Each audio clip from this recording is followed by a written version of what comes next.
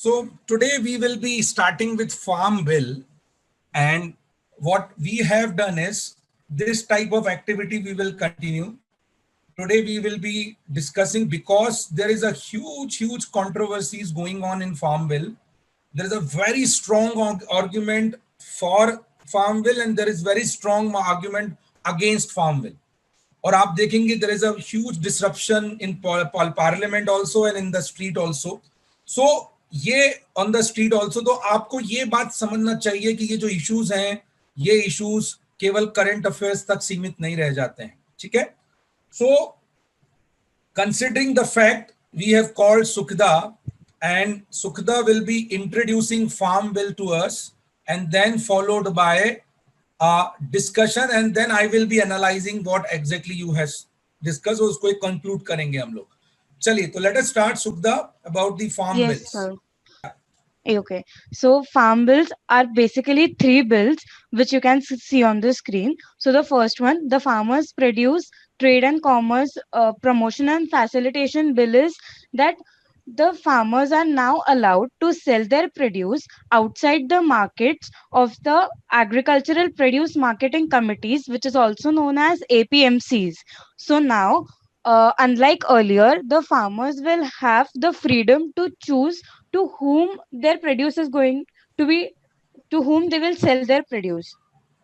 So they can now sell it to the companies or to the partnership firms, the registered societies, or the agriculture cooperative society as well. And also, this farm bill prohibits the collection of any market fee which was earlier taken from the farmers, and also this, this prohibits the collection of any market fee with respect to the trade outside the APMC's mandis. So I'm done with the brief introduction of the first one. And the second one, the Farmers Empowerment on Protection Agreement on Price Assurance, is that it seeks a national framework on farming agreements. It engages large scale retailers and large scale agricultural businesses to mutually agree on a very numerative price, which also means that a written farming agreement will be signed between the farmer and the large scale industries. And in that agreement, a minimum period of agreement will be specified, the maximum period will be specified, and also the pricing on which they have, which on the pricing which they have determined should also be mentioned. And it lately is it prohibits the acquiring of any ownership or the rights on the land of the farmer, or on the premises of the farmer. And the last one, the Essential Commodities Amendment Bill, which was introduced in the parliament without the opposition members, restricts the conditions on which the government can impose stock limit, like the essential commodities which can be on the stock which was regulated earlier, which from now onwards will be only regulated when there is a price hike or a famine or very extraordinary situations such as natural calamities. And now the government also has the power for securing for also has the power to regulate the stock, then this can ensure the equitable distribution and availability at fair prices to everyone. So I'm done. Okay, thank you so much, Sukhda. Wonderfully, you have explained all the three bills. I hope आप सभी इस बात को समझे होंगे. I'll just give you in brief that you should understand that India is a agriculture country. Here, maximum country people directly and indirectly related with the farmers, farm related activities. So some type of specifically when I say any type of regulation or any type of changes has a national interest. So this bill has created a national interest towards the understanding regarding this bill. So that is why this bill has become the national popularity. Now, whether this bill is correct or wrong or whatever it is, that we need to come up with a conclusion. Okay? I really expect from everyone should participate. Initially, I will be asking, initially, I will not be asking as per your understanding, you can come up with it. Then slowly, I will start asking those who will not answer. Okay? I need at least 1 point from each and every one of you. So what I did is, so I've created a small chart. You can choose and you can be in both the sides also. You can be for also, you can be in against also, that is up to you. You need to speak, that is the main point, and whatever the point that you think, start karna hai. Okay? So shall we begin? Yes, sir. So let us begin, and one by one I will be you will be starting with. So shuru karte hain, chaliye. Yes, who will speak first? Sir, Yes, Ekta. so I'm in four side.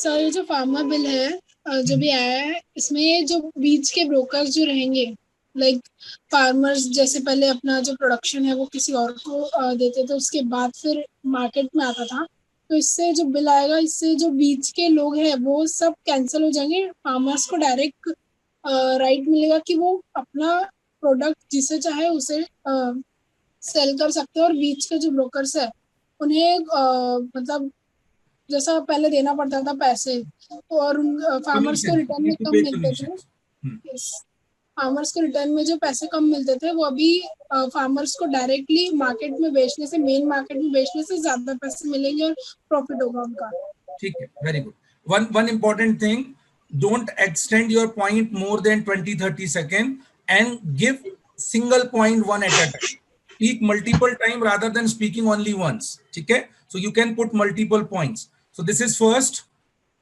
Ekta said middleman will abolish so she was for the farmer bill ठीक है let us move second Sir, Nishi sir. yes very good Nishi sir इसमें जो है farmers को मतलब उतना support नहीं मिल रहा है मतलब वैसा ही रहने वाला है इसमें कंज्यूमर्स को ज्यादा फायदा होगा क्योंकि फार्मर्स के लिए एमएसपी बढ़ाना जरूरी है नहीं तो वो फिर उतना ही रहेगा तो उनको फायदा ही नहीं है no clarity on MSP can anybody tell me what is MSP आप ही बता दो MSP क्या है बाकी लोगों को मिनिमम सपोर्ट प्राइस फैंटास्टिक तो उससे मिडलमैन नहीं रहेगा सर लेकिन फिर भी फार्मर्स के लिए अगर एमएसपी नहीं बढ़ाएंगे तो वो जो अगर वो डायरेक्टली कंज्यूमर को भी दे रहा है तो कंज्यूमर अगर कम इसमें लेगा तो फार्मर्स को फायदा नहीं होगा ठीक very good Sir, Shivani. Sir, I am even against this bill. Like I have both the points, but right now I'm against. I'm stating that about the MSP. Since it is no clarity about MSP और since Prime Minister ने बोल भी दिया है कि procurement रहेगा MSP का, but still clarity नहीं है. And there is a very great example that has been given about the Bihar, जहाँ पे MSP Act 2006 में ही लगा था. बट स्टिल एग्रीकल्चर का प्रोड्यूस वहां पे स्टिल बहुत कम है और उनका डेवलपमेंट कुछ हो नहीं रहा है एग्रीकल्चर का since Bihar is also said कि वहां पे एग्रीकल्चर एक मेन फैक्टर रहा है so I think it is like not prominent for farmers. Okay. And so also I'm also against this bill because when the farmers will actually sell their produce to the large retail the large scale retailers, they will initially attract the farmers and they will initially reduce the prices, but eventually they will take a benefit out of it and वो बाद में उनका prices बढ़ा देंगे and ultimately the farmers will suffer because everyone know that private companies and these large scale industries work for their benefit, not for the farmers. So Specifically for this bill. Exploitation by producers. Yes, sir. ठीक. Okay. So I am also against this bill because the farmers will be at the mercy of the big corporation and businesses during dealings. And if the MSP is abolished, the farmers will lose the opportunity to bargain. Sir, I am in favor of this bill as this system is more flexible and freer. They can sell their produces outside the physical territory of the mandis and will be an additional marketing facility for the farmers. Bill gives the farmer the power to sell directly to the corporate or exporter buying in the bulk from the farmer gate and can enter into the forward contracts too. Even the barrier on the in the state are removed. Okay, forward contract. Got it. Sir, Shailesh. but sir, the farmer may not have the correct knowledge of negotiate for their produce. Like the Okay. proper value they won't get. Sir, I'm against this bill as government, the center government is very interfering in between. The actually it is a topic of state government, but actually the center government interferes in between. And as per the old laws were going on, so the government needs to go back because it's creating a monopoly which is not good for fair competition. Excellent. Centralization, interference by government. Sanaya.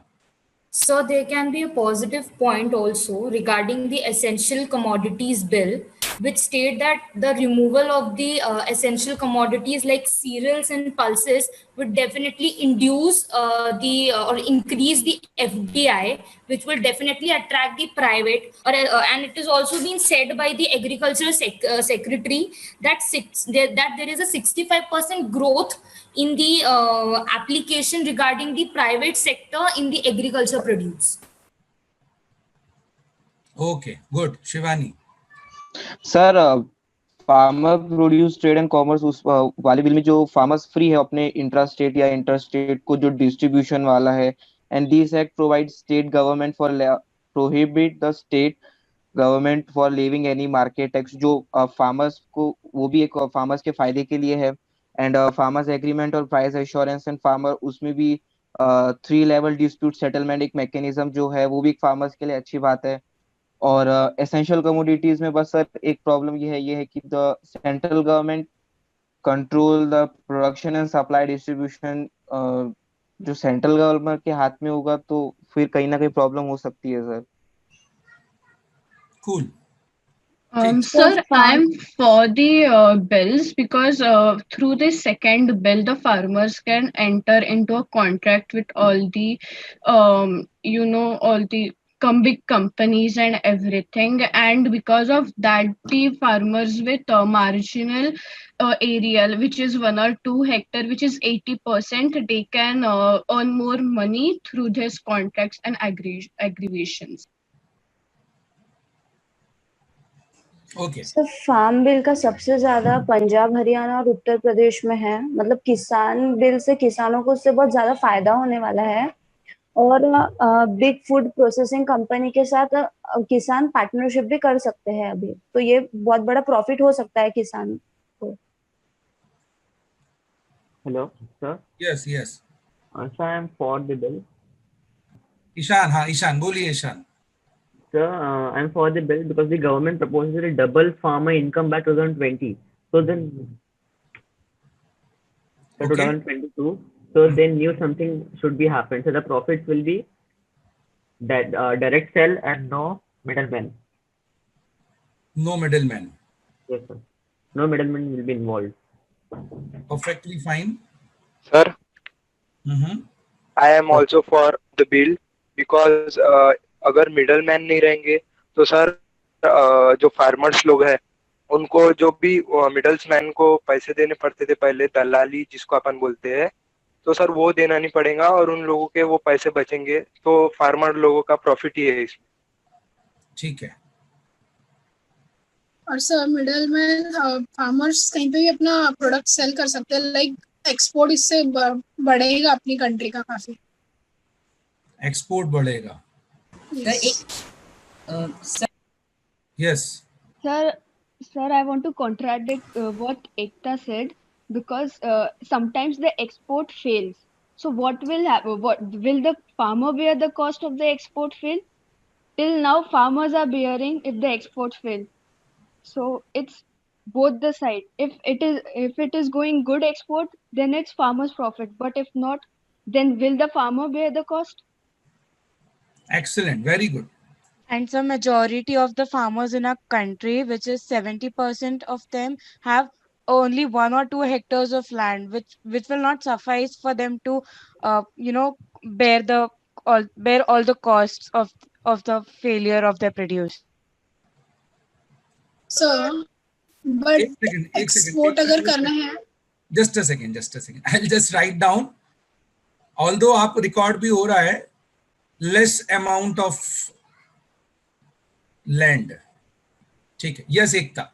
Sir अगर export हो रहा है तो काफी large quantity में हमें export करना पड़ता है बाहर, तो जो सेम गुड्स है, लाइक अगर राइस है तो सेम राइस अगर हम 2-3 फार्मर्स से कलेक्ट करके काफी बल्क क्वांटिटी में बाहर सेल करें, और बल्क क्वांटिटी में करेंगे तो अच्छा सेल होगा, ऑफ कोर्स गुड क्वालिटी के गुड्स, तो सभी को प्रॉफिट होगा। लाइक अगर किसी फार्मर के पास ज्यादा बड़ा लैंड नहीं है तो वो ज्यादा प्रोड्यूस नहीं कर पाएगा, और 3-4 अगर फार्मर्स को मिला के हम ज्यादा प्रोड्यूस करें अच्छी क्वालिटी का तो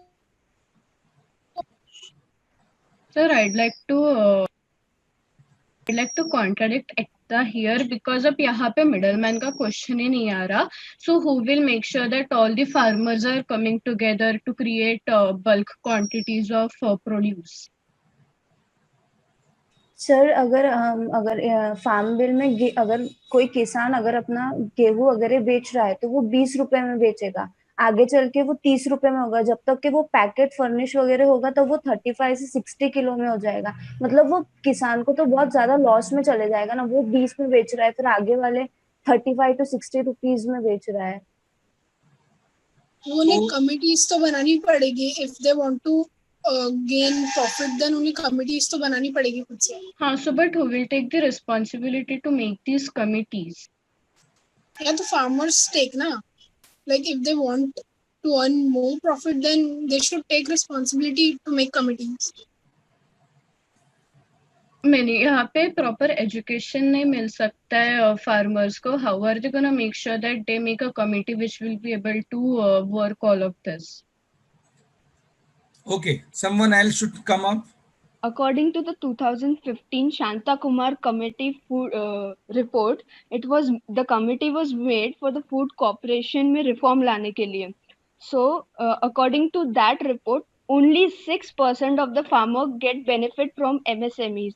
मतलब सोच रहे हो कि ये जो पुराना था वो कितना उसका मतलब ये इसीलिए बनाया गया था ताकि फार्मर्स को हेल्प हो सके, और थ्रू द टाइम बीइंग उसमें ही इतनी पॉलिटिक्स आ गई कि जो फार्मर्स को ही इसका ड्रॉबैक मिलना शुरू हो गया। इसीलिए रिफॉर्म लाना जरूरी है, लेकिन ये जो नया रिफॉर्म आया है वो भी काफी एडुकेट और सफिशिएंट होना चाहिए ताकि वो फार्मर को बेनिफिट करे for a long run.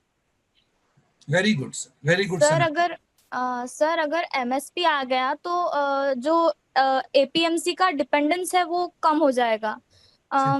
For example के जो फार्मर्स अब तक एपीएमसी में बेचा करते थे, मिडिल मैन का पूरा जो धंधा है वो तो चौपट हो ही जाएगा, क्योंकि बट ऐसा स्पेसिफिक नाम नहीं लेना है। Sir, in Punjab there are lots of wheat, but when it comes to northeast it goes double. So Punjab farmers can send directly wheat to northeast so that their cost will be doubled. Ishan, किसने बोला? Sir Ishan.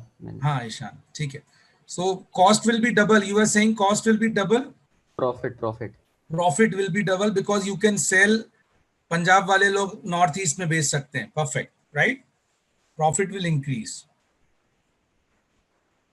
ठीक है, और Sir, there are even many committees like SJM committee, which states that the organization have stated that they supported the bill, but they think that there should be some amendment regarding the execution of the bill or the implementation of the bill, because it is for a very large country like India, and farmers बहुत जगह दब जाते हैं, बहुत जगह उनको ये information ही नहीं पहुंचती है। because even after the internet and the newspapers are also not available at some areas of the villages. Therefore बहुत ऑर्गेनाइजेशन इस बात से डर रही हैं और इवन सपोर्ट नहीं करना चाह रही हैं, बिकॉज इम्प्लीमेंटेशन में सबसे ज्यादा प्रॉब्लम आएगी इसमें, खासकर दी अक्टूबर सीजन में जो अभी खारिफ सीजन होने वाला है, वो would be the judgement bench at that time. So basically basically education is the main concern here, because they are not aware about exactly the things कैसे होगा और उसमें exploitation के chances बढ़ जाते हैं. Education is the concern. ठीक है, जिन्होंने नहीं बोला है जरा वो जागेंगे या मैं नाम लेना चालू करूं? जिन्होंने एक बार भी नहीं बोला है भाई.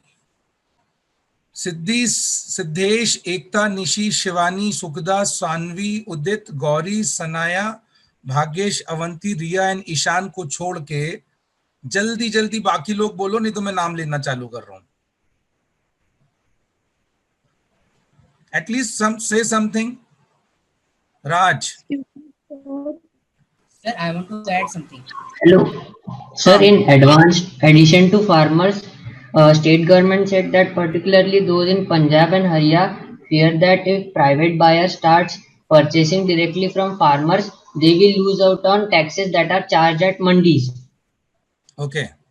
The potential scrapping of mandis also endangered the jobs of millions of who work there. Means loss in jobs.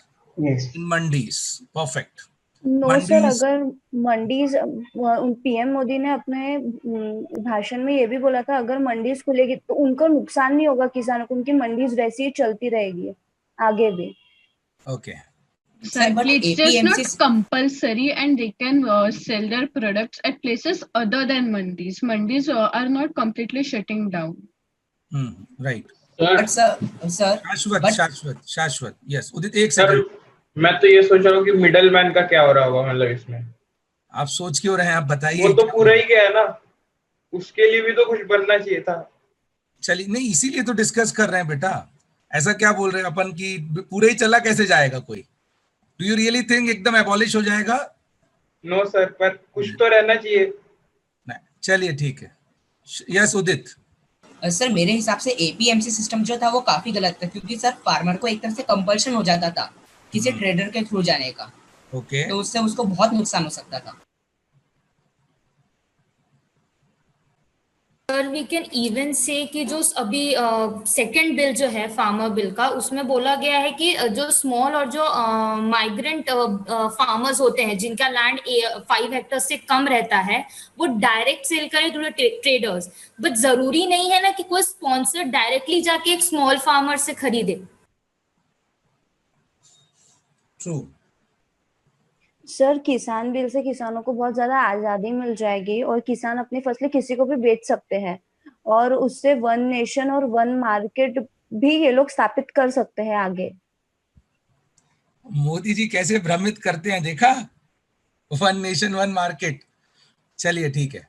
और भाई अभी शाश्वत ने बोला है, राज ने बोला है, बाकी लोग मैं निमंत्रण दूं. अथर्व इंगले साहब. यस सर, वही बोल रहा था. So the farmers have been very apprehensive about this bill.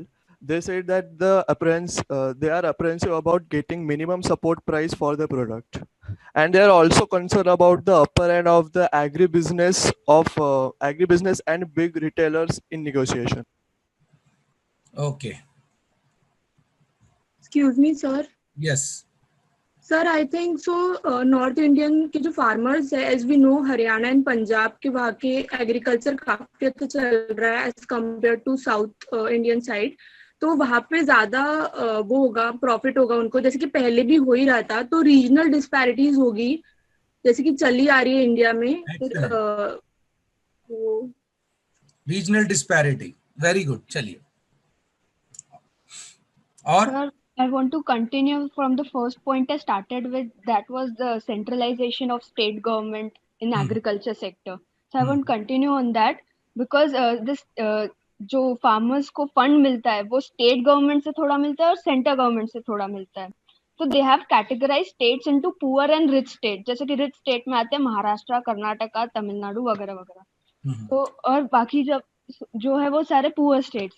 तो स्टेट गवर्नमेंट को सेंटर से मतलब वो लोग जो फंड देते हैं वो रिच और पुअर के हिसाब से देते हैं। अगर रिच है तो उसे थोड़ा ही फंड देंगे, जबकि कंट्रीब्यूट पुअर और रिच ने दोनों ने इक्वल ही किया होगा। जैसे सबने 100 रुपए दिए हैं according to 2017 report, 100 rupees as an example. हाँ, तो सबने अगर 100 रुपए दिए हैं तो महाराष्ट्र जो सबसे रिच है उसको सबसे कम मिल रहा है जो है 13 रुपए, और बिहार जिसने 100 रुपए दिए हैं उसको फिर भी 219 रुपीज मिल रहा है। मतलब ये तो सर अच्छी बात नहीं है। भले ही वो थोड़े पीछे बैकग्राउंड से है, लेकिन जो थोड़ा सा नॉर्मल प्राइस तो होना ही चाहिए ना। फुल नहीं दे रहे हो लेकिन एटलीस्ट 70% तो मिलना ही चाहिए ना। So that is not good. But that promotes the principle of equity, not of equality. I mean, जिसको जितना जरूरत है उसको अगर उतना मिल रहा है तो what's wrong in that? I mean, it's fine. And if we are in a position to contribute, we should contribute. That's what I believe. And it promotes the principle of equity. And I really support and I really am in favor of Sugdha regarding this, because अब कोई अगर थोड़ा पिछड़ा हुआ state है उसको अगर अच्छा डेवलप करना ही है तो थोड़ा ज्यादा इन्वेस्टमेंट करना भी तो उतना ही जरूरी होगा। Sir, although I am in pro, but there is one con that APMC only produces 1/4 of the goods that are produced by the farmers. Bhagesh ji sir. बोला, किसने बोला अभी? किसने बोला था? ईशान ने बोला। आपका चेहरा ही नहीं दिखता है मुझे, मतलब आपने अपना ऑफ करके रखा है भाई। Yes Vartika, I would like to continue my point, sir. just a minute, Sanya, just a minute beta. Sanaya, just a minute. Yes Vartika, can you say something? Can you on Vartika, any point you wanted to add? Saransh, yes Saransh. No sir, nothing right now. Rupak, Atharv, Savarkar, Om. Excuse me, sir. Yes. Sir, I am with the bill cause like पहले जो ये थे मतलब मंडीज में ये लोग organisation बना के छोटे प्राइस पे हर बार मतलब फार्मर्स से ये लेते थे और डिसाइड करते थे कि कोई भी उससे गुड्स नहीं लेगा अनलेस वो हमारे प्राइस से अग्री नहीं करता है। तो अभी मुझे लगता है कि लाइक उनको फ्रीडम ऑफ मार्केट मिल गया और वो लोग कहीं भी जाके अपने मन से गुड्स बेच सकते हैं अपने। Okay good. So farmer bill में ये भी लिखा है कि किसानों को उनकी जमीन गिरवी रखनी पड़ेगी। समझौता फैसलों से कहा है, किसानों की जमीनों से नहीं, मतलब वो रिस्ट्रिक्शन पार्ट में हो जाएगा ना उनका। जमीनें गिरवी नहीं रखनी पड़ेगी, राइट? कि रखनी पड़ेगी, क्या बोल रहे हैं आप? जमीनें गिरवी नहीं रखनी पड़ेगी। हाँ ठीक, बराबर, okay fine. Yes Sanaya. Yes sir, मेरा बस यही कहना था कि अगर सेंटर अगर पैसे दे रही है तो it should be like minimum इतना तो होना ही चाहिए। मे यू गिव मोर, जितना भी ज्यादा देना है पिछड़े हुए स्टेट्स को, पुअर स्टेट्स को, तो आप कितना भी दे सकते हो, लेकिन एटलीस्ट जितना हमने पे किया है, because it's at the end farmers money, so आप जितना दिया है उससे थोड़ा ज्यादा तो मिलना ही चाहिए। अगर महाराष्ट्र और गुजरात अगर ये अच्छे स्टेट्स भी है, लेकिन उसके अंदर सारे फार्मर्स तो अच्छे नहीं होंगे ना। मेजॉरिटी फार्मर्स अच्छे होंगे लेकिन सारे तो नहीं होंगे। मैं आपको एक सिंपल एग्जांपल से समझाता हूँ। What you are trying to say is emotionally which is very correct. I don't understand कि उसमें कोई प्रॉब्लम है। Emotionally it is very correct, but practically when you talk about country like India where huge disparity is there, then implementing such thing is pretty difficult. Why? I'm just telling you. Do you think 130 crore people all pay their income taxes? No, sir. No, sir. Don't pay the taxes. Can I say only 3 to 4 crore people are only paying taxes? Initially the number was gone to 7 crore, but जब से वो 5 lakh का trap tab आया है तो 3-4 crore लोग ही pay कर रहे हैं। So does it mean कि rest of the people doesn't deserve, और only 3-4 करोड़ जो पे कर रहे हैं टैक्सेस वो गलत कर रहे हैं, तो बाकी लोगों को भी कुछ ना कुछ टैक्सेस पे करना चाहिए? See, there is a concept called inclusion of everyone. ठीक है, as Sukhida said, equity. I'm saying I'm taking one step ahead, that the inclusion thing. So when I say inclusion, there are states who are rich by the purview of certain things. Maharashtra is rich, Gujarat is rich because of the certain reason, because the development and the politicians, and यहाँ पर जो था वो face बहुत strong रहा, तो यहाँ पर डेवलपमेंट काफी अच्छा रहा, तो they are contributing more in the taxes. That is why their contribution is coming very very high. But जब वो स्टेट गवर्नमेंट को वापस आने की बात होती है तो वो नंबर कम क्यों आ रहा है? बिकॉज जब वो कंट्रीब्यूशन की रिक्वायरमेंट चाहिए, जितनी रिक्वायरमेंट चाहिए उस स्टेट के लिए, उतना ही स्टेट सेंट्रल गवर्नमेंट फुलफिल कर रहा है. अब बिहार जैसा स्टेट है जो बहुत कम कंट्रीब्यूट कर रहा है. आपने नंबर्स जो लिया कि 100 रुपए पे बिहार को 217 मिल रहा है, but try and understand 100 rupees of Bihar and 100 rupees of Maharashtra is different. 100 of Maharashtra is huge and Bihar का 100 is around बहुत छोटा amount है. So effectively, if you can see, Maharashtra, because of contributing more through taxes, more through revenue, it is getting less because of जितना उसका requirement है, जितना उसका contribution, उसको उतना उस हिसाब से मिल रहा है. ठीक है, तो number games में अगर अपन जाएंगे, percentage is very you can say confusing thing many a times, where if you are comparing two unequals then it will create a problem और इस तरीके का गलत अपने को situation देगा. So Bihar, because of their backwardness, because of their entire condition, वहां पर jobs नहीं है. और एक बात और मैं बोलूं कि बिहार का maximum person is actually not in the Bihar, because Bihar में तो केवल गरीब आदमी है. जो कंट्रीब्यूटर्स हैं, they are not living in Bihar, they are contributing in other states. So in Maharashtra, in Gujarat, in Delhi, and in Tamil Nadu, you will find maximum Bihar, UP, MPs वाले लोग.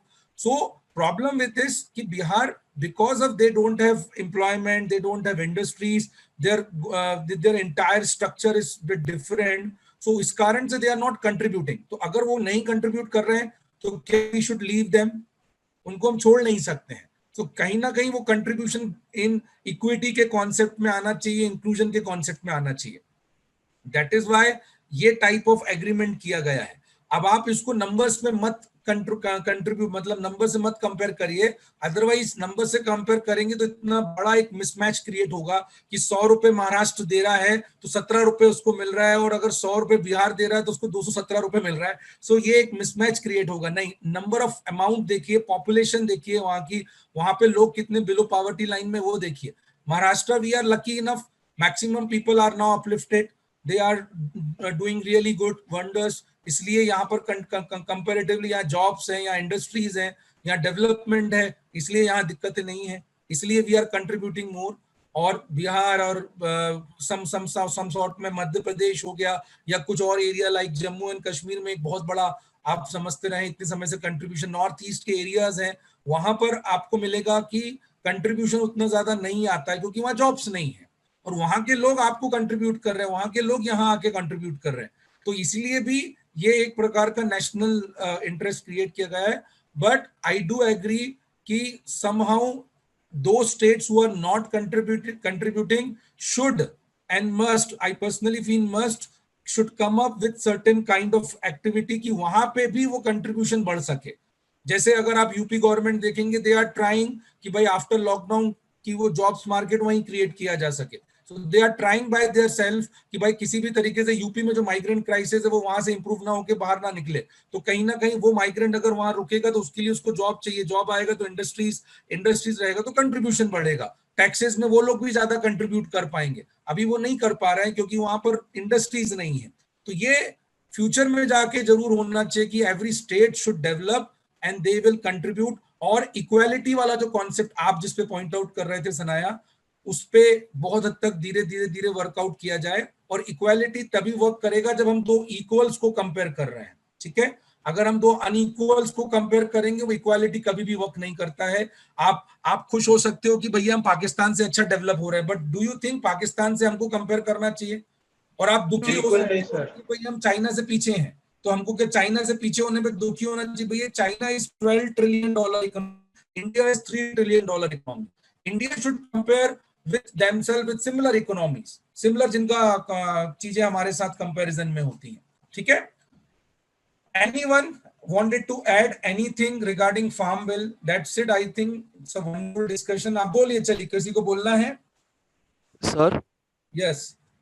Sir, as I am not in favor of this bill, but I have one point that this bill will have no effect on the state APMC Act. The APMC will be in the state, but beyond its periphery, there will be an interstate trade, and farmers will be able to sell that product, foods from fields like homes and anywhere else. Okay, perfect. Last, कोई और? Anyone wanted to add something? चलिए, ठीक है. So we'll take not more than 5-10 minutes on explaining my views. ठीक है? I will certainly not say whether I'm on for the bill or against the bill. We need to be more unilateral, but I will definitely discuss the points जो भी required है. But one thing I really must say, those who have all, जिन्होंने भी बोला है, जिनके नाम आपके सामने स्क्रीन पे हैं, ठीक है? मेरा राइटिंग अच्छा नहीं है, बट मैं आपको कोशिश करूंगा कि रिपोर्ट बना के दूं किसने क्या क्या बोला है. I must say, जिसने भी बोला है, they have come up with the preparation and this is really, really good. Pretty much on a similar line. Initially I thought कि भाई आप preparation नहीं कर रहे हो, but अगर आपने इस पे अच्छे से पढ़ाई किया है, this is really good. और मुझे लगता है और क्लैरिटी लाइए, खासकर जिसमें पॉइंट्स में शिवानी के पॉइंट, सनाया के points was really, really good. Seriously, they were on the par of your understanding. Whether you are a for or against doesn't matter. Absolutely doesn't matter. The matter is the level of understanding that you are putting forward.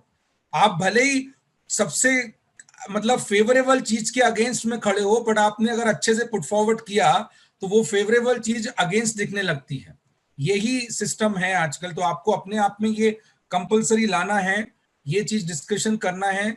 ऐसे activities हम continue करेंगे and I am pretty sure इस बार इससे ज्यादा तैयारी के साथ आओगे आप, और क्लियर पॉइंट्स आप लोग पुट फॉरवर्ड करेंगे. I am pretty sure on that. ठीक है? तो चलिए, let us begin with my views on this farm bill. Atharva का नाम मैं अथर्व लिखूंगा, अथर्व सावरकर आपका नाम लिखूंगा. यहां मेरे पास जगह कम हो गई. ठीक है? Frankly speaking, I was expecting कि बहुत ही कम लोग बोलेंगे. आपने मुझे यहां गलत साबित किया और मैं बहुत खुश हूं. मैं चाहता हूं कि मैं हर बार गलत साबित हूं. I will be really, really happy to be on the wronger side every single time. ठीक है? अगली बार मैं पूरी क्लास का प्रोफार्मा बना के लाऊंगा. ठीक है? नेक्स्ट टाइम से, और that time I will be expecting everyone should say, but मैं रिपोर्ट में आप सबका नाम मेंशन करूंगा जिन्होंने बोला है. जिन्होंने नहीं बोला है उनको मैं इस बार का चांस दे रहा हूं, आपका नाम मेंशन नहीं करूंगा, ताकि घर में ऐसा ना लगे कि आपने को दिक्कत हो. ठीक है? चलिए, just a second. Okay, so let me just give you the brief about the all three farm bills. Already Sugdha has given you the understanding, but let me give you the entire understanding because ये समझना बहुत जरूरी है कि इसकी requirement क्यों थी, तो वो वहीं से समझ में आएगा. For a legal candidates compulsory याद रखिए, लाइव लॉ करके एक आर्टिकल मैं आपको फॉरवर्ड करूंगा. नहीं भी होगा तो भी मैं आपको याद दिला देना मुझे. अदरवाइज आप लाइव लॉ करके एक वेबसाइट है, वहां पर ये आर्टिकल का लीगल कॉन्टेक्स्ट दिया हुआ है, एक बार जरूर गो थ्रू करिएगा. For non legal point of view यही हम लोग डिस्कशन कर रहे हैं. ठीक है? In a broader scale this is a very general topic and it's a very very crucial important understanding, इसलिए हमने इतना इसमें डिस्कशन किया. पहला जो आपके सामने बिल है वो है रिगार्डिंग एपीएमसीज का, farmer produce trade and commerce जो बिल है 2020. एपीएमसीज जो होती हैं एग्रीकल्चर प्रोड्यूस मार्केट कमिटीज, जिसको हम लोग मंडीज भी बोलते हैं इन सिंपल लैंग्वेज में. मंडीज बेसिकली क्या करती थी कि जो फार्मर्स होते हैं उनका कहीं ना कहीं एक्सप्लॉयटेशन होता था और वो जब माल बेचने जाते थे तो वो बेच नहीं पाते थे, वहां पर एक प्रकार का मोनोपोलिस्टिक सिचुएशन होता था। तो इसको हटाने के लिए एपीएमसी का क्रिएशन किया गया। स्टेट गवर्नमेंट के अंडर में ये एपीएमसी आती है। तो आप समझिए महाराष्ट्र, खासकर पंजाब, हरियाणा और जो नॉर्दर्न स्टेट्स हैं, जो बेल्ट है, फार्मर बेल्ट्स हैं हम बोल सकते हैं, जो एग्रीकल्चर बेल्ट्स हैं जहां पर एग्रीकल्चर प्रोडक्ट्स काफी ज्यादा होता है, यूपी का जो साइड, जो नॉर्दर्न साइड पे आता है वो वाला portion, why they are protesting, because वहां पर जो स्टेट गवर्नमेंट होता है, जो मंडीज को मैनेज करती है और जो कुछ लोग मैनेज करते हैं, वो लोगों पे बहुत ज्यादा इम्पैक्ट होने वाला है। बिकॉज अभी तक ये था कि फार्मर्स कंपलसरी उस मंडी के थ्रू ही अपना प्रोडक्ट सेल कर सकता था। ठीक है, आपने प्रोड्यूस किया, प्रोड्यूस करने के बाद वो मंडी पे लेके जाओ, लेके जाने के बाद उसको बेचो। तो ये मंडीज पे अब कंपलसरी बेचने का अधिकार खत्म हो जाएगा। ठीक है ना, farmer doesn't have that compulsion to sell their product in that mandi itself. Now they have a right, they can sell through APMC or they can sell through some other ports also, other states को other उसमें जाके भी अपन cell कर सकते हैं। सो कहीं ना कहीं ये जो बिल है ये APMC को एबॉलिश नहीं कर रहा है, याद रखिएगा। तो जिसको लगता है कि जॉब जाएगा वो गलत सिचुएशन है। APMC एबॉलिश नहीं होगा, APMC वहीं रहेगा, मिडिलमैन खत्म नहीं होगा, मिडिलमैन की जरूरत पड़ेगी। पर अगर आप स्मार्ट इनफ हो, फार्मर्स अगर स्मार्ट हैं, तो आपको जरूरत नहीं है वो आड़तियों की, जो साहूकार होते हैं, मिडिलमैन होते हैं, बिचौलिए जिनको बोलते हैं, अलग अलग जगहों पे अलग अलग नाम से जाना जाता है, उनकी अब आपको जरूरत नहीं है। You can sell your product directly to producers. For example, Patanjali ने महाराष्ट्र में, यहाँ नागपुर में एक प्लांट डाला है। So what they had done is they had contacted directly to the farmers. I belong to Chhindwara, so I know the place. Chhindwara is a vegetable belt. तो वहां पर I have seen many farmers ने उनके साथ tie up किया हुआ, तो they are providing directly vegetables to those people. So अब अभी तक क्या था कि जो फार्मर्स इंटेलिजेंट थे, वो समझदार थे, वो कर पाते थे, वो करते थे। एपीएमसी के थ्रू उनको नहीं बेचना था तो वो नहीं बेचते थे, उसमें उनको रजिस्ट्रेशन करने की जरूरत नहीं होती थी। बट अब ऐसा है कि अगर आपने रजिस्ट्रेशन किया है तो भी आप आसानी से अपने माल को अपनी इच्छा के हिसाब से बेच सकते हो। कहने का मतलब यह है कि अब आपको एपीएमसी मंडी में बड़े बड़े प्लेयर्स भी बैठेंगे, देखेंगे, अपार्ट फ्रॉम दी लोकल जो पर्सन्स होते हैं, उनके अलावा भी बड़े कंपनी वो रहेंगे जो वहां पर आपको ऑफर देंगे कि भाई मेरा ये जो प्रोडक्ट है, ये धान है, ये आप इसको इतने केजी में ले लो या उतने केजी में बेच दो। ठीक है, तो उस हिसाब से आप ऑटोमेटिकली बार्गेन कर सकते हैं। अब इसके अपोजिशन में सबसे बड़ी बात ये आती है कि क्या ये जो बड़े व्यापारी हैं या खासकर जो बड़े कंपनी, मल्टीनेशनल कंपनीज हैं, will they going to exploit farmers? Why will they going to like उनको मैनिपुलेट करेंगे, उनको अच्छी अच्छी बातें बता के उनके साथ उनको दिक्कत करेंगे? तो ये टोटली डिपेंड करता है ऑन एजुकेशन कि भाई आपने एजुकेशन, आपके पास एज अ फार्मर क्या है। अगर आप इतने समझदार नहीं है कैसे बार्गेन करना है, आपकी फसल का क्या प्राइस मिलना है, तो आपके पास अभी भी रास्ता खुला हुआ है। You go and cell your product through APMC. You will have MSP option. MSP is minimum support price. MSP is very very important because आप समझते हैं फार्मर्स जो होते हैं उनके लिए एक सबसे बड़ा कंसर्न ये है कि फार्मर्स को उनकी फसल का प्राइस मिलेगा कि नहीं मिलेगा। तो एमएसपी में क्या होता है, गवर्नमेंट आपको एक गारंटी देता है। गारंटी देता है मतलब स्टेट गवर्नमेंट और सेंट्रल गवर्नमेंट दोनों अपने अपने तरफ से दे सकते हैं। सेंट्रल गवर्नमेंट एमएसपी डिसाइड करता है जो नेशनल इंटरेस्ट के प्रोडक्ट्स होते हैं, जो नेशनली बेचते हैं, जैसे गेहूं का एमएसपी होगा, चावल का एमएसपी होगा, स्पेसिफिकली कोई बड़ी बड़ी दालें होंगी उनका एमएसपी होगा। तो उन एमएसपी से बिलो स्टेट गवर्नमेंट नहीं ले सकती है। ठीक है, तो अगर आपने सेंट्रल गवर्नमेंट ने एमएसपी डिसाइड किया कि भाई 15 रुपए होगा गेहूं का प्राइस, 50 रुपीज पर केजी, तो स्टेट गवर्नमेंट को मिनिमम 15 रुपए में ही खरीदना पड़ेगा, नहीं तो वो सेंट्रल गवर्नमेंट उसको खरीदेगा। ठीक है, अगर स्टेट गवर्नमेंट चाहे तो एमएसपी को बढ़ा भी सकता है। आप बोलोगे पंजाब में 15 रुपए में नहीं बिकेगा, भाई वहां गेहूं की कीमत अच्छी होती है, तो 15 से 20 रुपए बोल दो तो 20 हो जाएगा। तो एमएसपी बेसिकली एक सपोर्ट प्राइस है। अब सपोज 20 रुपए अगर एमएसपी हो जाता है सेंट्रल गवर्नमेंट या स्टेट गवर्नमेंट के थ्रू, तो मिनिमम किसान को एमएसपी मिलने वाला है। ठीक है, अब बहुत सारे लोग ये अपोज कर रहे हैं कि एमएसपी प्रोक्योरमेंट सिस्टम जो होगा वो एंड हो जाएगा, जिसको गवर्नमेंट ने स्ट्रेट अवे कैंसिल कर दिया। आपको पता ही होगा कि जो हमारे एग्रीकल्चर मिनिस्टर हैं मिस्टर नरेंद्र सिंह तोमर, इमीडिएटली 3 दिन 4 दिन के बाद उन्होंने एमएसपी डिक्लेयर भी कर दिया। ठीक है, तो एमएसपी डिक्लेयर करने का मतलब क्या है कि एमएसपी खत्म नहीं हो रहा है सिस्टम।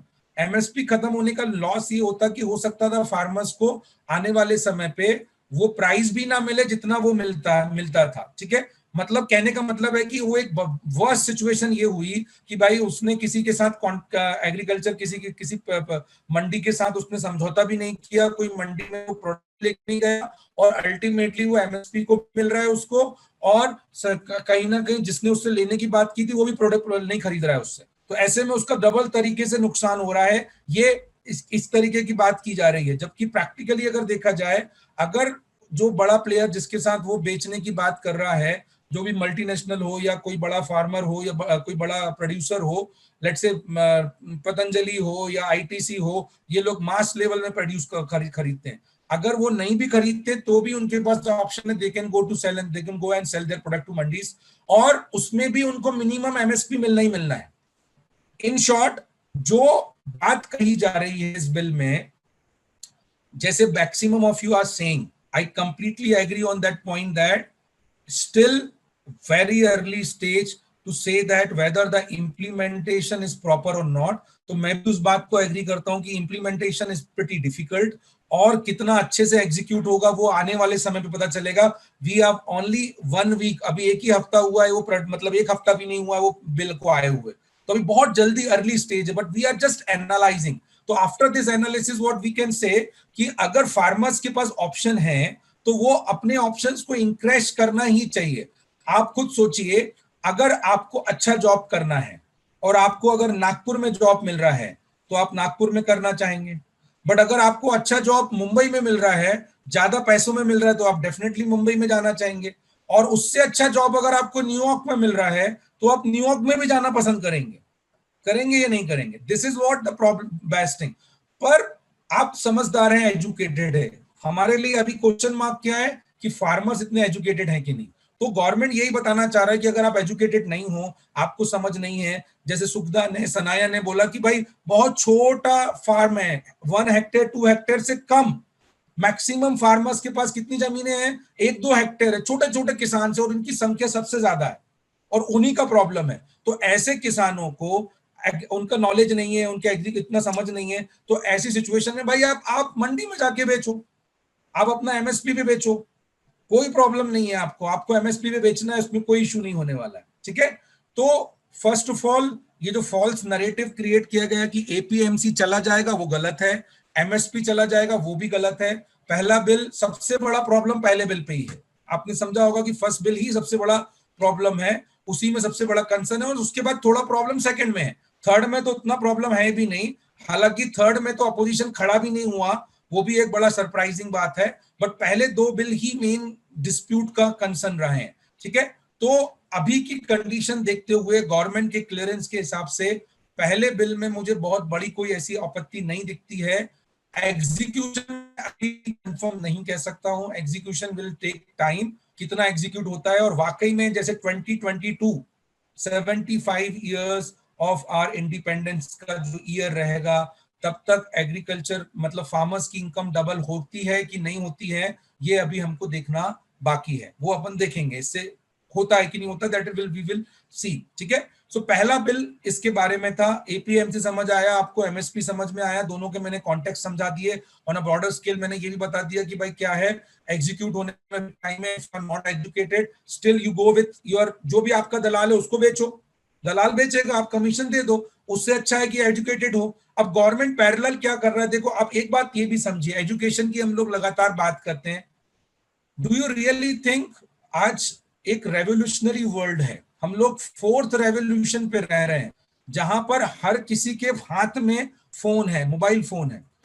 गवर्नमेंट एमएसपी के रिलेटेड एग्रीकल्चर, देखो जैसे ये गवर्नमेंट आया था, एक बात अच्छी उन्होंने की कि मोबाइल फोन और बैंक अकाउंट्स और इनको लिंक करना चालू किया। अब आपको मैं बोल दूं, लोकल लैंग्वेज में इंफॉर्मेशन आपके मोबाइल फोन तक पहुंचाई जा रही है। इतने सारे ऑर्गेनाइजेशंस बनाए गए हैं कि वो आपको इंफॉर्मेशन दे रहे हैं और अलग अलग स्तर पे स्मॉल स्केल लेवल पे ये चीजों बताई जा रही है। स्टिल अगर कोई एजुकेटेड नहीं है कि भाई वो कैसे इन कंपनीज के साथ डील करेगा, आप मत करिए, कोई प्रॉब्लम नहीं है, आप आसानी से उसको रखिए, आप एज इट इज अपने प्री उस पर चलने दीजिए।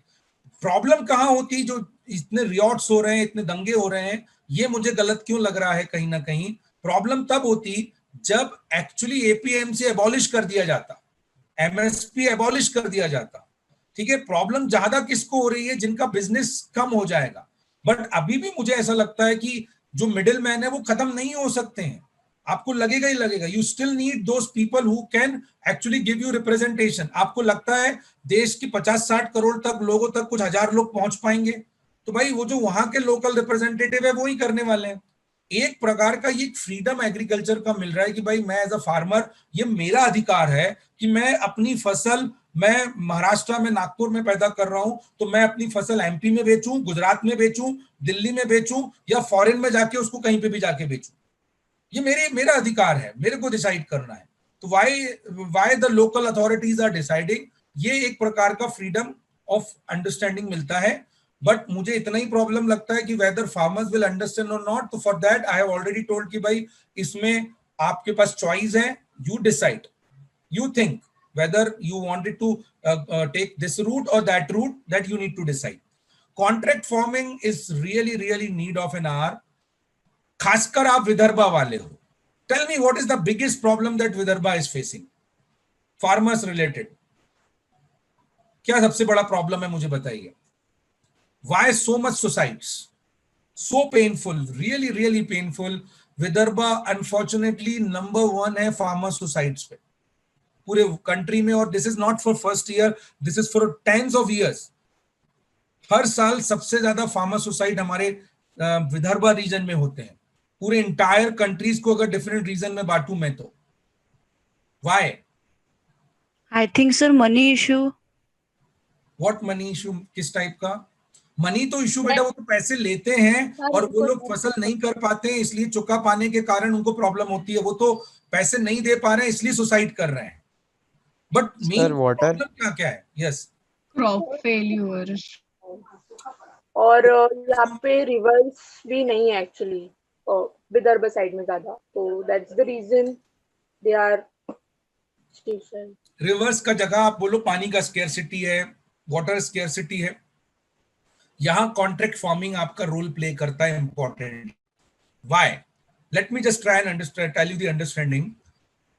आप इजराइल, सऊदी अरेबिया, यूएई में अभी मैचेस चल रहे हैं। Can you just see those countries wonderfully? UAE और सऊदी अरेबिया और इजराइल को देख के क्या आता है? रेगिस्तान दिमाग में आता है। जरा आप जाके चेक करो वहां पे the kind of lush green environment they had created. So जहां पर रेगिस्तान है वहां पर अगर आप फार्मिंग कर पा रहे हैं तो फिर तो यार कहीं पे भी कर सकते हैं। मेजर प्रॉब्लम विदर्भा और हमारा फार्मर ये फेस कर रहा है कि they don't have that much of resources in terms of money, in terms of knowledge, technology, in terms of the understanding which crop to produce, which crop not to produce. ये बड़ा problem Vidarbha का और entire country का farmer face कर रहा है। अगर in small farmers को कॉन्ट्रैक्ट फार्मिंग का सिंपल सा मतलब ये है कि भाई कोई और आपकी जगह फार्मिंग करने वाला है, आप अपनी लैंड किसी और को लैंड को दे दो और आपकी जमीन देखकर, अब जैसे मैं आपको सिंपल सा एग्जांपल देता हूं, अगेन मैं छिंदवाड़ा से हूं तो मैं वहीं का आपको दूंगा, आपको समझ में आएगा, ठीक है। मेरा एक फ्रेंड है, बहुत रिच हैं, they are very rich in terms of the farm lands and all. उनका लेस जो है पोटैटो बनाता है। हमारे यहाँ एमपी में इसका आलू है ना, पोटैटोज का काफी अच्छा खेती होता है। सो उन्होंने पेप्सी लेस किसका ब्रांड है? पेप्सिको का, ठीक है। तो पेप्सिको को उन्होंने अपनी एक स्पेसिफिक 4 या 5 एकड़ लैंड उन्होंने कॉन्ट्रैक्ट पे दे दी हुई है। वो अब कॉन्ट्रैक्ट में भी अलग अलग वेरिएंट्स होते हैं, ठीक है। कॉन्ट्रैक्ट में ये हो गया कि भाई मैं ही खुद प्रोड्यूस करूं या आप प्रोड्यूस करो, मेरे इंस्ट्रक्शन में प्रोड्यूस करो। तो एक काइंड ऑफ लीज पे दे के रखा हुआ है उन्होंने, और वो जितना भी पोटैटो उसमें होता है, उस पोटैटो को पूरे पोटैटो को एक प्राइस, प्री डिटरमाइंड प्राइस पे वो लोग लेज वाले एक साथ उठा के लेके जाते हैं। कॉन्ट्रैक्ट फार्मिंग का एडवांटेज ये होगा कि भाई एज अ स्मॉल फार्मर्स मुझे पता होगा कि कौन सी क्रॉप मुझे ज्यादा पैसा देगी, मुझे पता होगा कि कितने पानी का इस्तेमाल करना है, ज्यादा पानी में क्या करना है, कम पानी में क्या करना है, टेक्नोलॉजी का मैं इस्तेमाल कर पाऊंगा, because someone else is suggesting me, because someone else money is there. Contract farming का ये मतलब नहीं है कि कोई मेरी जमीन छुड़ा लेगा। इस बात पे क्लियरली मैंने ये पूरा लॉ पढ़ा था इसके ऊपर, उसमें ये बात मेंशन था कि वो आपका जमीन नहीं छुड़ाने वाले हैं। तो ये भी आप समझिए कि कॉन्ट्रैक्ट फार्मिंग के ज्यादा पॉजिटिव होने वाले, बस इतना ही है कि प्राइवेट कंपनीज और एक्सपोर्टर्स होलसेलर क्या है कि भाई वो डिस्प्यूट्स में ज्यादा बड़ा उनको प्रॉब्लम होगा। जैसे क्या होता है, डिस्प्यूट भी होता है। अब सपोज फसल अपन ने सोची थी 100 रुपए की फसल होगी और फसल हो गई 400 रुपए की, होता है ये बिजनेस ऐसे ही है। Agriculture is like this only. आपने 100 रुपए का अमाउंट सोचा था और 400 की हो गई, तो भाई इसका तो अमाउंट ऑलरेडी पे कर चुके हैं 100 रुपए के हिसाब से, तो 400 रुपए की फसल हो गई, तो फायदा किसका होने वाला, जिसने कॉन्ट्रैक्ट फार्मिंग किया हुआ था। तो उस पर डिस्प्यूट्स होते हैं, नहीं भाई ऐसा है वैसा है। तो what ever it is, point ये है कि आपको एक जो बहुत बड़ा समस्या है हमारे देश में फार्मर्स का एजुकेशन से रिलेटेड, उससे बहुत हद तक यहाँ पर एक पॉइंट निकल के आएगा कि भाई आप कॉन्ट्रैक्ट पे दे दो और उनसे सीखो, लर्न करो एंड देन अकॉर्डिंगली अपने यहाँ पर प्रोड्यूस करो चीजें और इसके अकॉर्डिंग में देना चाहिए। एलोवेरा का जूस, पतंजलि का एलोवेरा का जूस अगर आपने देखा होगा बहुत हिट है, ठीक है। तो वो जूस के लिए एलोवेरा की खेती कभी जिंदगी में नहीं सोचा था किसी ने, खासकर हमारे यहाँ के जो बेल्ट है कि एलोवेरा की इतनी ज्यादा डिमांड होगी।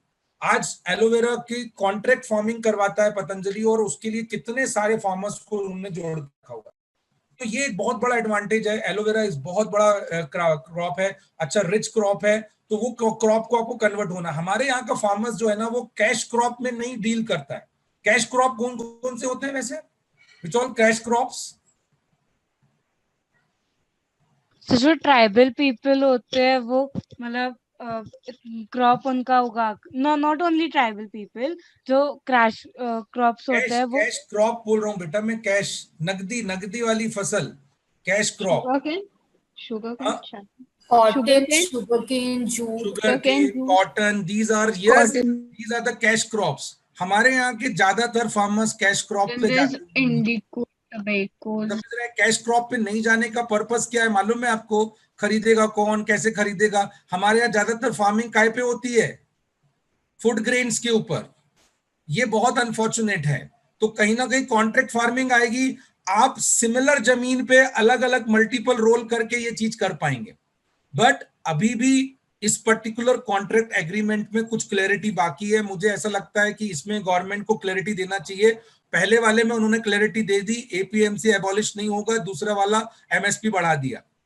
तो ये दूसरे वाले में थोड़ी सी क्लैरिटी और बाकी है, बट उसमें मैंने क्लॉजेस पढ़ी थी, क्लॉजेस में साफ मेंशन्ड है मैक्सिमम 5 इयर्स के लिए आप कॉन्ट्रैक्ट कर सकते हैं, ठीक है, और मिनिमम 1 क्रॉप के लिए, एक फसल के लिए, और मैक्सिमम एक पूरे 5 साल तक आप कर सकते हो। इससे आपको लीज पे देना या बेचने की बात नहीं है और मालिकाना हक ट्रांसफर होगा ही नहीं कॉन्ट्रैक्ट फार्मिंग में। तो ये सब बातें आपको देखनी है, उसमें और भी इसमें निकल के आएगा, ठीक है। सुखदा ने कुछ और सुना था, इट्स फाइन।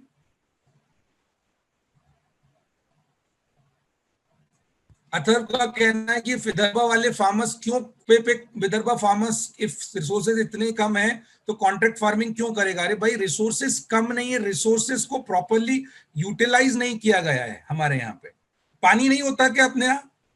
पानी रहता तो है पर मतलब कम है ना एज कंपेयर टू पंजाब और वो सब। India, we are lucky country, should understand why civilization is so old in India, because India में जमीन वैसा है। आप सोचो दो, हमारे यहाँ पे इतनी बड़ी प्रॉब्लम्स नहीं है। मेरा कहने का मतलब है एज एन इंडिविजुअल सोचो, आप एक छोटे फार्मर्स हैं, आपके पास रिसोर्स कम है कि नहीं है?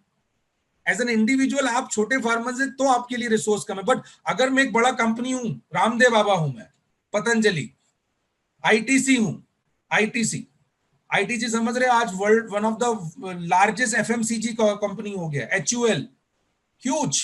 तो ये एफएमसीजी जो हैं, ये अगर हैं तो इनके पास सारे रिसोर्सेज हैं, सभी प्रकार के रिसोर्सेज हैं, ये सब कुछ कर सकते हैं। तो अगर आपने इनको दिया तो ये लोग वहां से जो जमीन बंजर जैसी हो गई है उस पर आप क्या कर सकते हैं? इंप्रूवमेंट कर सकते हैं। So that is what the problem is. Contract farming के ये एडवांटेज है, बट लोगों को क्या फैलाया जा रहा है कि आपकी जमीन रख लेंगे, वो गलत है। That is, I don't think so कि प्रैक्टिकली पॉसिबल। थर्ड लास्ट जो बिल है regarding the essential commodities is another need of an hour. Essential commodity में सबसे बड़ी बात क्या था, जो कैप हम लोग लगा देते थे, खासकर मेनली देखो यहाँ पे क्लियरली मेंशन्ड है कि commodities like serial, pulses, oil seeds, onion, potatoes जो हैं इसेंशियल कमोडिटी को अब आसानी से आप स्टॉक होल्डिंग लिमिट को आपने एक्सटेंड कर दिया है, मतलब आप एक्सटेंड करके रख सकते हैं। ऐसा करने का बेनिफिट ये होगा, अभी तक क्या था कि आप स्टॉक नहीं कर पा रहे थे, इन एसेंशियल कमोडिटीज को स्टॉक नहीं करते थे, इससे प्राइस के लिए वो दिक्कत होती थी। जब आपने, सिंपल सी बात है, आज नासिक का जो प्याज है, करेक्ट, नासिक में आप मान जानते हैं कि ओनियन सबसे ज्यादा होता है नासिक के बेल्ट में, तो अगर उस ओनियन में, उस नासिक बेल्ट में प्रॉब्लम हुआ तो पूरे इंटायर कंट्री में आपको मालूम है, खासकर जो मिडिल वाली एरियाज हैं और वहां पर वेस्ट और मिडिल जो है अपना कंट्री का, वहां पे प्याज के दाम बढ़ते थे। ठीक है, तो वो इसलिए क्योंकि स्पेसिफिक जो बिचौलियर्स थे वो कर करके अपने पास रखते थे। बट इसका नुकसान क्या होता था, तो गवर्नमेंट ने क्या किया भैया कि स्टॉक होल्डिंग का एक बिल आया था कि आप स्टॉक नहीं कर पाओगे स्पेसिफिक लिमिट के पास। बट इससे नुकसान क्या हुआ, जो बड़े बड़े नेशन, बड़ी बड़ी जो कंपनीज हैं जिनको बल्क में क्वांटिटी में खरीदते हैं, तो जो बल्क क्वांटिटी खरीदने वाले हैं वो बल्क क्वांटिटी खरीदने वाले अब वो खरीदते नहीं थे। इससे एफडीआई नहीं आता था हमारे कंट्रीज में। एफडीआई का मतलब होता है कि भाई सिंपल सी बात है, फॉरेन कंपनीज यहाँ पे फूड प्रोसेसिंग यूनिट में इन्वेस्ट करें। अब ये गवर्नमेंट ने ये प्रोविजन हटा दिया। अगर प्याज के दाम नॉर्मल चल रहे हैं, ओनियन अपने कॉमन प्राइस पे चल रहा है, एक रेंज जो डिसाइड कर लिए कि 10 रुपए से लेके 40 रुपए तक होना चाहिए, अगर चल रहे हैं, आप करो, कितना भी अपने पास रख के रखो, और जैसे प्याज के दाम बढ़े आपको वापस वो अपने स्टॉक को वापस रिमूव करना है। कुछ specific condition like war, natural calamities, वहां पर आप स्टॉक नहीं कर सकते, बाकी आप कर पाएंगे। तो इसेंशियल कमोडिटीज को, इससे क्या होगा ना, फार्मर्स को एक बड़ा बेनिफिट क्या होगा कि भाई बल्क में बड़ी बड़ी कंपनियां खरीद पाएंगी। ठीक है, आपने देखा होगा, इस साल की बात समझिए, इस साल में अगर आपने ओनियन के बारे में देखा होगा, अभी मत सोचो 3-4 महीने की बात मत करो, जब से ये हुआ है अपना लॉकडाउन वगैरह हुआ है, जस्ट टेल मी ओनियन के प्राइसेस आपको पता है नासिक की मंडी में कितने रुपए में बिका होगा ओनियन? सोचो जरा, एक अंदाजा बताओ आप, आपके हिसाब से एक रफली कितने रुपए में बिका होगा 1 किलो? 60 रुपीज सर, शायद 60 रुपए सर, अराउंड 30 तो 40 रुपीज, 30 to 35। लोएस्ट प्राइस बताओ, लोएस्ट कितना कम से कम में बिका? मैं हाईएस्ट की बात नहीं कर रहा हूं। 20 से कम नहीं हो सकता। 30 sir. 25। You will be shocked to know this, shocked। प्याज की कीमतें वहां 1 रुपए केजी तक भी बिकी हैं, उससे भी कम चला गया, और कहीं पे 2 रुपए, 3 रुपए, 5 रुपए किलो तक। 1 रुपए 2 रुपए तो मैं बोल, 5 रुपए तो ज्यादा बता रहा हूं मैं आपको। आपको याद है जनवरी में, दिसंबर में हमारे नागपुर में प्याज कितने का मिल रहा था? अपन तो खरीदते ही नहीं सर। कभी कभी ये थोड़ा बहुत नंबर स्किल्स भी इस्तेमाल किया कीजिए। इंडिया, नागपुर में प्याज की कीमत 10 रुपए केजी थी, 10-12 रुपए था। आज का मत देखो। तो मालूम है उसका रीजन क्या था? उसका रीजन ये बिल था कि 1 रुपए किलो पे प्याज मिल रहा है मंडी पे, तो जो किसान है उसको, ये आप समझिए, उसका दर्द समझिए। इतनी मेहनत किया उसने, 1 क्विंटल, 1 टन प्याज बनाया। 1 टन मतलब होता है 1000 केजी। कैन यू इमेजिन, उसका माल 1000 केजी 1000 रुपीज में बिका है। 1000 किलो 1000 रुपए में बिका है। उसका मेन रीजन ये बिल था, क्योंकि आप नहीं प्रोक्योर कर पा रहे, ज्यादा नहीं बल्क में परचेस कर पा रहे। तो उसका रीजन क्या था? उससे होता क्या था कि जो बल्क वाला जो क्वांटिटी है ना, वो एक ही जगह पड़ा रहता था, जितनी डिमांड होती थी वहीं रहता था, तो वो वहीं बिकेगा। अब बिकॉज ऑफ दीज 3 बिल, सबसे बड़ा एडवांटेज क्या हुआ कि आई कैन स्टॉक, ये 3rd बिल के कारण मैं उसको स्टॉक कर सकता हूं। तो मैं पहले से ही अपना कॉन्ट्रैक्ट के थ्रू, या पहले से ही मैंने अपना प्राइस डिसाइड कर लिया कि भाई 10 रुपए किलो पे या 15 रुपए किलो पे मिनिमम मेरे को चाहिए। अब उसके बाद मंडी में 1 रुपए 2 रुपए कीमत है, उससे कोई लेना देना नहीं है। तो एज अ बड़ी मल्टीनेशनल कंपनी, उनके पास बड़े बड़े वेयर हाउसेज हैं, हजारों टन वो जो प्रोडक्शन रख के अपने पास रख सकते हैं, सेव कर सकते हैं। और आप भी जानते हैं प्याज और आलू जो है वो नॉन पेरिशेबल है, उतने ज्यादा जल्दी पेरिश नहीं होते हैं। नॉन पेरिशेबल का मतलब है कि वो टाइम तक आप स्टॉक करके रख सकते हैं उनको। तो जब 1 रुपए पे चला गया प्याज, तो सोचिए एक फार्मर की क्या हालत हुई होगी। आप गूगल पे सर्च करना, आपको मिल जाएगा। अभी 1 साल पहले की बात कर रहा हूं मैं। तो ये बिल का एक बड़ा एडवांटेज मैंने आपको बताया कि अब फार्मर्स को इतने लो प्राइस पे नहीं बेचना पड़ेगा, मंडी पे नहीं बैठना पड़ेगा 1 रुपए किलो 2 रुपए किलो पे। कैन यू इमेजिन ये दिस थिंग? आज की बात तो 60 रुपए में बिक रहा है, 50 रुपए में किलो में बिक रहा है, अब ज्यादा भी मिल रहा है। तो ये तो फार्मर्स को लॉस है। बट छोटा व्यापारी, जो छोटा किसान है, उसको फायदा होगा क्या? किसी भी एंगल में नहीं होगा। उस समय भी क्या हुआ, छोटे किसानों ने अपना मजबूरी में आके भैया खर्चा निकले, बड़े व्यापारी इसको बेच दिया, 1 रुपए 2 रुपए पे किलो पे बेच दिया। उन्होंने, बड़े व्यापारी ने उसको स्टॉक कर लिया। ठीक है, बड़े व्यापारी इनडायरेक्टली डायरेक्टली करते ही स्टॉक, बड़ी कंपनीज इनडायरेक्टली नहीं कर सकती। इसलिए ये बिल की जरूरत थी कि अब बड़ी कंपनीज भी आसानी से यहां आ सकती है। फूड प्रोसेसिंग की बड़ी बड़ी यूनिट, फूड प्रोसेसिंग अगर आप मुझसे पूछेंगे फ्यूचर बिजनेस है, ट्रेमेंडस। अगर आपको बिजनेस में कहीं रिसर्च करना है तो फूड प्रोसेसिंग का एक बिजनेस के ऊपर सोचिए, रिसर्च करिए, अमेजिंग बिजनेस है। और फूड प्रोसेसिंग में अगर मल्टीनेशनल कंपनीज हमारे यहाँ आएंगी, बड़े बड़े प्लेयर्स आएंगे, और एग्जिस्टिंग जो कंपनीज हैं जो हमारे यहाँ पे हैं वो अगर अच्छा काम करेंगी, तो ये तो आप मान के चलिए गोल्डन हो जाएगा फार्मर्स के लिए। उनकी मर्जी के हिसाब से पैसे मिलेंगे ना उनको। आप सोचिए, मर्जी के हिसाब से नहीं तो भी एटलीस्ट जिन्होंने जो उनकी लागत है उस पर कम से कम 50% प्रॉफिट। 10 रुपए लागत है तो 15 रुपीज पे तो बिके। ऐसा नहीं होना चाहिए 10 रुपए लागत है मैं 5 रुपए में बेच के जा रहा हूं। I hope you understood this. Yes sir. Clear हुआ ये all 3 bills? On a broader scale चीजें अनक्लियर हैं। Once these things will get clear, it will be more justified to discuss about this bill. और अभी तक जितना आपने discussion किया या जो मैंने बताया, based on the analysis, based on the understanding that the maximum people have given, उस पे मैंने बताया। My concern is if government ने ज्यादा क्लैरिटी और रखा इस पे बातों पे, और अपोजिशन थोड़ा बैठ के और समझे इस बात को, तो ये बिल में अभी फिलहाल कोई बड़ी प्रॉब्लम नहीं दिखती है। आगे जब एग्जीक्यूट होगा, आज से 1 year 2 year down the line, और जब उसके रिजल्ट्स आना चालू होंगे, that point of time we can conclude कि भाई ये बहुत बड़ा या ब्लंडर था या वो था। ठीक है, बट जिस तरीके से प्रोटेस्ट हो रहा है, which is absolutely not acceptable, क्योंकि मुझे ऐसा लग रहा है कि एक बहुत बड़ा डिलेमा क्रिएट किया जा रहा है। उतना बड़ा डिलेमा नहीं है। देखिए, किसी भी चीज को एग्जीक्यूट होने के बाद क्या रिजल्ट होगा। आप वैक्सीन की बात कर रहे हो, आज रशिया ने वैक्सीन ला लिया, ये ला लिया, भाई आने वाले समय पे साइड इफेक्ट्स होंगे, वो तो होंगे ही ना, नहीं होंगे क्या? मुझे बताओ, क्या साइड इफेक्ट के चक्कर में अपन वैक्सीन नहीं लेंगे? अब वो साइड इफेक्ट बहुत भयंकर हुए कि भाई आपका कोई अंग खराब हो गया, कोई बड़ी प्रॉब्लम हो गई, तो वो बात अलग है। बट अगर साइड इफेक्ट हुए, आपको एनेक्सिटी हो रहा है, आपका सर दर्द हो रहा है, आपको प्रॉब्लम हो रहा है कुछ छोटा मोटा, तो क्या उसको उसके चक्कर में क्या अपन वैक्सीन नहीं लेंगे? क्या वैक्सीन तो लेना ही पड़ेगा ना, नहीं तो कैसे रहोगे आप? समझिए, आप जिंदगी भर तो अपन ऐसे लेक्चर नहीं ले सकते ना, जिंदगी में आपको कभी ना कभी तो वैक्सीन लेना पड़ेगा। तो भाई साइड इफेक्ट्स हर चीज के होते हैं, वो इनके भी साइड इफेक्ट्स हैं।